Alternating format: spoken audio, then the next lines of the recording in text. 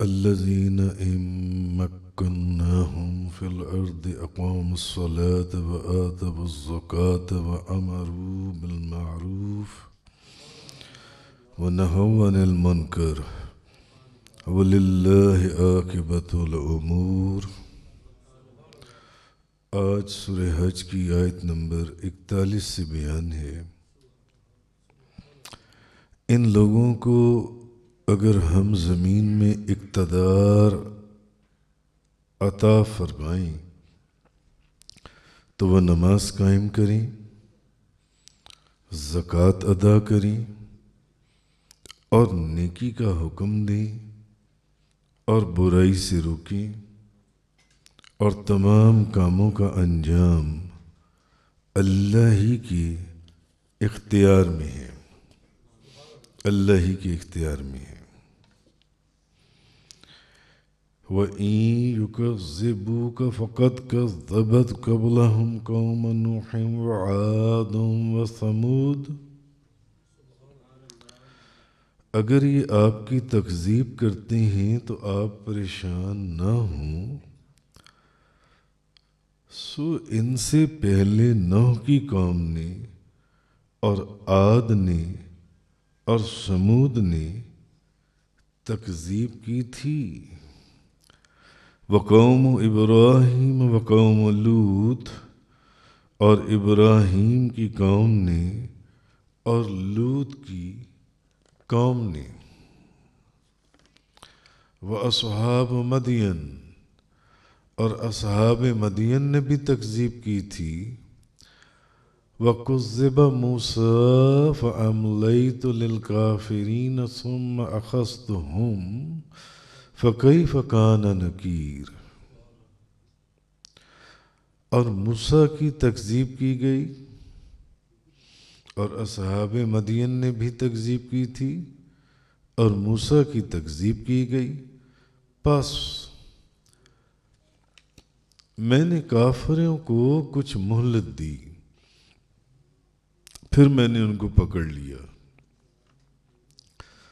فَكَيْفَ كَانَ نَكِيرِ، تو کیسا تھا میرا عذاب جب میں نے ان کو پکڑ لیا۔ اب یہاں جس اقتدار کے دینے کی بات ہو رہی ہے کہ ان کو سلطنت اور حکومت عطا فرمانا اور ان کو یہ قوت دینا کہ وہ اپنے احکام کو لوگوں پر نافذ کر سکیں،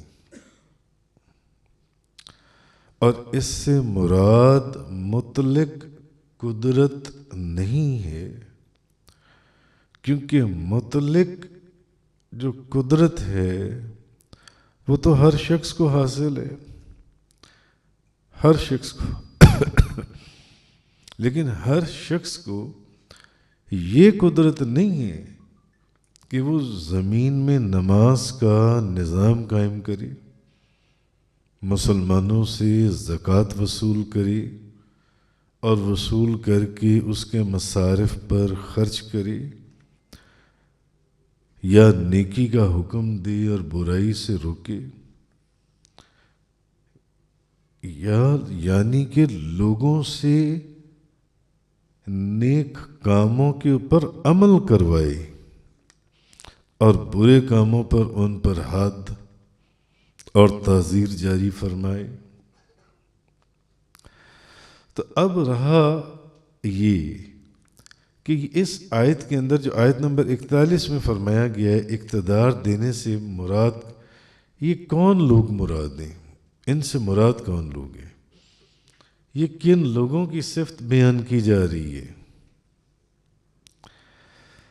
تو اس سے مراد اصل میں وہ لوگ ہیں جن کا ذکر اس سے پہلی آیت یعنی کل کے بیان میں گزرا تھا، جن لوگوں کو ان کے گھروں سے ناحق نکالا گیا، محض اتنی بات پر کہ وہ کہتے تھے کہ ہمارا رب اللہ ہے۔ سورہ حج کی آیت نمبر 40 کا جس کا بیان کل گزرا تھا،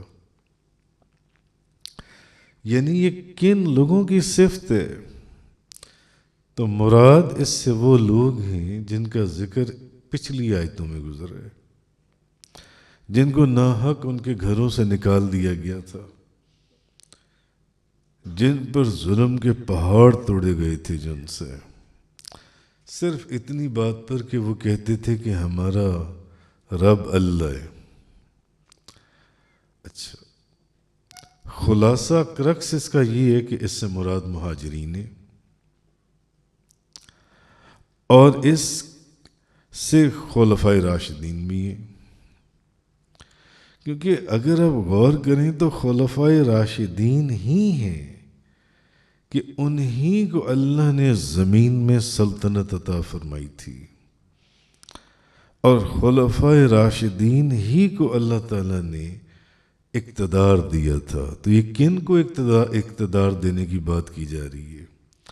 اور یہ خلفائے راشدین ہی تھے جنہوں نے نمازوں کے نظام کو اور زکوٰۃ کے نظام کو قائم کیا، اور انہوں نے نیک کاموں کو پھیلایا، اور برے کاموں پر انہوں نے حدود اور تعزیرات جاری کی۔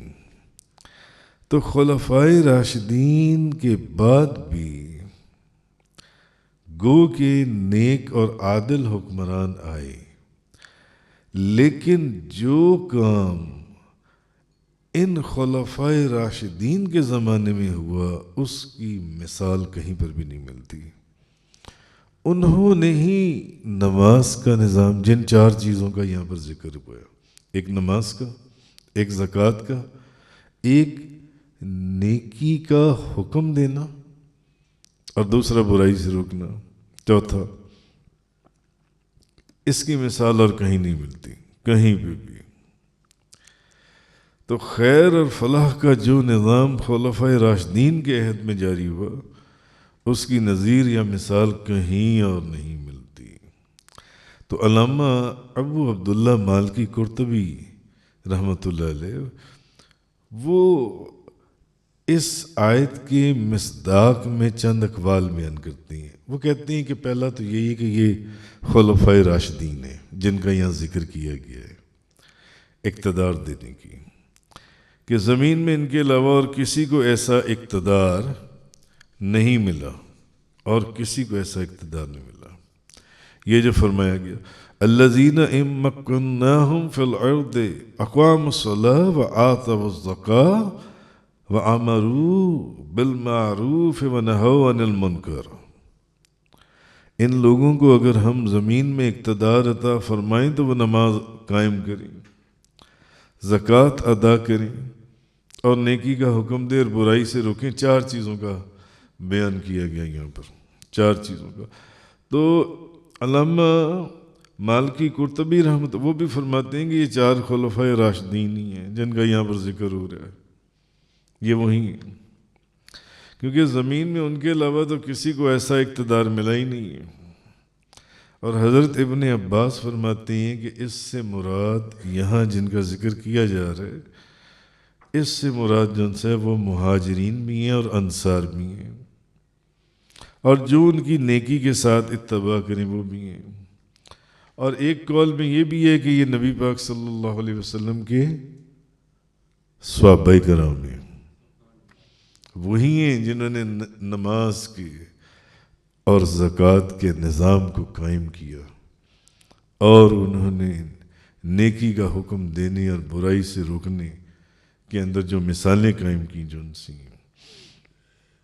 تو بہرحال، اور ایک قول یہ بھی ہے کہ اس میں نبی پاک صلی اللہ علیہ وسلم کی ساری امت شامل ہے، ساری امت شامل ہے، کہ جب اللہ تعالیٰ ان کو فتح عطا فرماتا ہے تو یہ نمازوں کو قائم کرتی ہیں، یعنی حکمران جو اصل حکمران گزری ہیں جو ان سے ہیں۔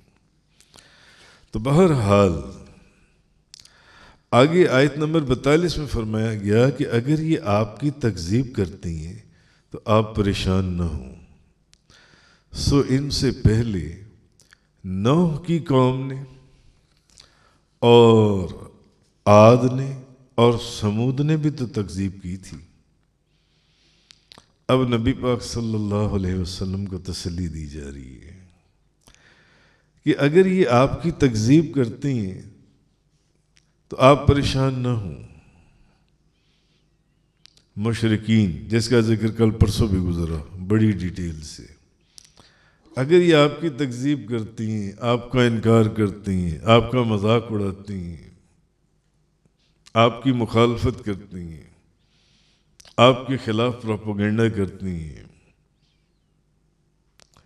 تو آپ پریشان نہ ہوں، کیونکہ ان سے پہلے جو نوح کی قوم تھی اور عاد نے اور سمود نے بھی تو تکذیب کی تھی. اچھا، اب پچھلی آیت میں کل کے بیان میں یہ گزرا تھا کہ کافروں نے مسلمانوں کو ان کے گھروں سے ناحق نکال دیا تھا. اچھا، ان سے پھر قتال اور لڑنے کی اجازت دی گئی، پہلے نہیں اجازت تھی. پہلے تقریباً جیسے کہ میں نے کل عرض کیا تھا کہ 70 آیات ایسی ہیں جس میں منع کیا گیا کہ لڑنا نہیں ہے، ابھی جہاد کی اجازت نہیں ہے.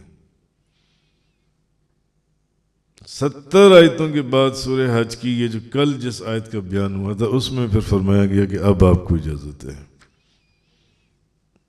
اب آپ کو جہاد کی اجازت ہے. تو اب نبی کریم صلی اللہ علیہ وسلم اور جو مومن اور مسلمان تھے ان کی کامیابی، نصرت اور مدد کا وعدہ فرمایا، اور یہ بھی فرمایا کہ تمام کاموں کا انجام اللہ ہی کی اختیار میں ہے، کسی کے اختیار میں کچھ بھی نہیں ہے، سب اللہ کے اختیار میں ہے. اور کافروں یا شرک کرنے والے مشرکین نبی کریم صلی اللہ علیہ وسلم کی جو تکذیب اور مخالفت کرتے تھے اور آپ کا مذاق اڑاتے تھے اور آپ ان کے ظالمانہ رویے کے اوپر، سلوک کے اوپر صبر کرتے تھے، آپ کے صحابہ کرام کے اوپر ظلم کے پہاڑ توڑتے تھے، کسی کو تپتی ریت پر، کسی کو گرم پتھروں کے اوپر، کسی کا بھیجا نکال دیتے تھے پتھر مار کے، کسی کے جسم پر لوہے کی کنگیاں چلاتے تھے. نبی پاک صلی اللہ علیہ وسلم صبر کرتے تھے، کیونکہ ایک آیت نہیں، 2 آیت نہیں، 3 آیت، 70 آیتوں کے اندر حکم یہ دیا کہ ابھی جہاد کی اجازت نہیں ہے، قتال کی، ابھی صبر کیجئے. تو اب اللہ تعالیٰ نے آپ کی تسلی کے لیے یہ آیات نازل فرمائی، مزید تسلی دی جا رہی ہے کہ آپ سے پہلے تمام امتوں کے جو کافر تھے، اے میرے محبوب، انہوں نے بھی تو اپنے اپنے رسولوں اور نبیوں کی تکذیب کی تھی، انہوں نے بھی تو اپنے اپنے نبیوں اور رسولوں کا انکار کیا تھا، انہوں نے بھی تو اپنے اپنے نبیوں اور رسولوں کا مذاق اڑایا تھا. حضرت نوح علیہ السلام کی قوم نے ان کی تکذیب کی، عاد اور سمود نے اپنے اپنے نبیوں کی تکذیب کی، اور فرمایا ابراہیم کی قوم نے اور لوط کی قوم نے اور ان کی تکذیب کی، اصحاب مدین نے بھی تکذیب کی تھی، اور موسیٰ کی تکذیب کی گئی. اچھا، حضرت موسیٰ علیہ السلام کی جگہ پر یہ نہیں فرمایا گیا کہ موسیٰ علیہ السلام کی تکذیب ان کی قوم نے کی، باقی سب کے متعلق فرمایا کہ ان کی قوموں نے ان کی تکذیب کی تھی، مگر موسیٰ علیہ السلام کا جب نام آیا تو یہاں پر فرمایا گیا کہ ان کی تکذیب کی گئی. یہاں پر اس طرح نہیں فرمایا کہ موسیٰ کی تکذیب ان کی قوم نے کی. اس کی وجہ یہ ہے کہ حضرت موسیٰ علیہ السلام کی تکذیب ان کی قوم بنی اسرائیل نے تو کی ہی نہیں تھی، بلکہ ان کی تکذیب قبطیوں نے کی تھی جو کہ فرعون کی قوم تھی. اس کا ذکر پہلے بڑی تفصیل سے مختلف دروس کے اندر گزر چکا ہے، جو فرعون کی قوم تھی انہوں نے تکذیب کی تھی. اور دوسری وجہ یہ ہے کہ حضرت موسیٰ علیہ السلام کا ذکر اس ضمن میں اس لیے فرمایا کہ ہر قوم نے اپنے رسول کی تکذیب کی. حضرت موسیٰ علیہ السلام کی بھی تکذیب کی گئی تھی، حالانکہ حضرت موسیٰ علیہ السلام کو جو معجزات دیے گئے تھے وہ بڑے ہی واضح اور بڑے ہی زبردست اور بڑے ہی عظیم معجزات تھے جو حضرت موسیٰ علیہ السلام کو دیے گئے تھے. تو محبوب اگر یہ کافر اور مشرک آپ کی تکذیب کر رہی ہیں، آپ کا مذاق اڑا رہی ہیں، آپ کا انکار کر رہی ہیں، تو آپ غم نہ کریں، آپ غم نہ کریں. اتنے پیغمبروں کی، نبیوں کی تکذیب کی گئی، انہیں پریشان کیا گیا، آپ غم نہ کریں. اور پھر فرمایا کہ ان تکذیب کرنے والوں کو اس وقت تک مہلت دی جو وقت ان پر عذاب نازل کرنے کے لیے میرے علم میں مقرر تھا. اللہ کے علم میں ایک وقت مقرر ہے کہ اس نے کس وقت کس چیز کے حکم کو جاری کرنا ہے. وہ چیز یا تو بنتی چلی جائے گی یا خراب ہوتی چلی جائے گی. اور پھر یہ انکار کرنے والے جو میرے عذاب کے نازل ہونے کا انکار کرتے تھے، تو پھر عذاب آنے کے بعد ان کا کیا حال ہوا تھا؟ کیا میں نے محبوب ان کی نعمتوں کو مصیبتوں کے اندر نہیں بدل دیا تھا؟ کیا ان کے افراد کی کثرت کو قلت سے نہیں تبدیل کیا گیا؟ کیا ان کی زندگی کو موت سے تبدیل نہیں کیا گیا؟ کیسے کیسے خوفناک عذاب ان کے اوپر نازل کیے گئے. کیا ان کے آباد شہروں کو کھنڈروں میں نہیں تبدیل کر دیا؟ آپ نے دیکھا نہیں ان کے اوپر کیسے کیسے عذاب نازل ہوئے؟ کیا میں نے انبیاء علیہم السلام سے جو کافروں پر عذاب نازل کرنے کا وعدہ کیا تھا، میں نے اس وعدے کو پورا نہیں کیا؟ جب وہ مقررہ مدت پوری ہو جائے گی تو پھر وہ عذاب نازل ہوگا. اور کامیابی میں نے اخیر اپنے بندوں کو یہ عطا فرمائی تھی.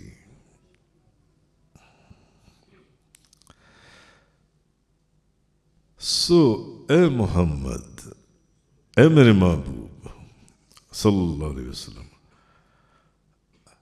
جب اتنے نبیوں نے اپنی اپنی قوموں کے تکذیب کرنے پر صبر کیا، آپ غم نہ کریں، انتظار کریں، صبر کریں. کیونکہ کچھ مصلحت کے تحت ہم ان کو مہلت دے رہے ہیں. اس لیے خواہ آپ پر دشوار ہو، آپ تسلیم اور رضا کے طریقے کو اپنائیں. اچھا، بظاہر اس بیان سے تسلی ہو جاتی ہے، لیکن چونکہ کفار جو ہیں وہ مسلسل آپ کو تکلیف پہنچاتے رہتے تھے، اس لیے اللہ تعالیٰ آپ کی تسلی کے لیے وقتاً فوقتاً ایسی آیات نازل کرتا رہتا تھا. اور یہ اس طرح کے بھی بے شمار ہمارے لیکچرز گزر چکی ہیں. اچھا، اب ایک سوال پیدا ہوتا ہے کہ پچھلی امتوں میں تو بہرحال جو انکار کرنے والے لوگ تھے مکذبین، ان پر عذاب آ گیا. اچھا، نبی کریم صلی اللہ علیہ وسلم جو نبیوں کے سردار ہیں، ان کی مخالفت کرنے والے اور ان کا انکار کرنے والے، ان پر عذاب نہیں آیا. گو کہ اس کے اوپر بھی بڑی تفصیل سے بحث ہو چکی اور تفسیر کے لیکچرز بیان ہو چکے. تو اس کی بھی کچھ وجوہات ہیں. ایک تو یہ کہ اللہ کے علم میں نزول عذاب کی ایک حد مقرر ہے، ایک وقت مقرر ہے جس پر وہ عذاب نازل ہوتا ہے، اور جو اس حد تک نہیں پہنچتے ان پر عذاب نازل نہیں ہوتا. اور دوسرا، عذاب اس وقت نازل ہوتا ہے جب اس قوم میں سے کوئی ایک بھی ایمان نہ لائے، ایک بھی ایمان نہ لائے، یا پھر بے شمار لوگ ایمان نہ لائیں۔ یہ امام رازی نے لکھا، لیکن بعض مفسرین نے لکھا کہ نہیں، ایسا نہیں ہے۔ یہ جو سوال پیدا ہوتا ہے نا کہ پہلے نبیوں کی قوموں نے جب ان کا انکار کیا اور ان کی مخالفت کی تو ان کے اوپر اللہ کا عذاب نازل ہوا، ان کی زندگی کو موت میں تبدیل کر دیا گیا، ان کے شہروں کو کھنڈرات میں تبدیل کر دیا گیا۔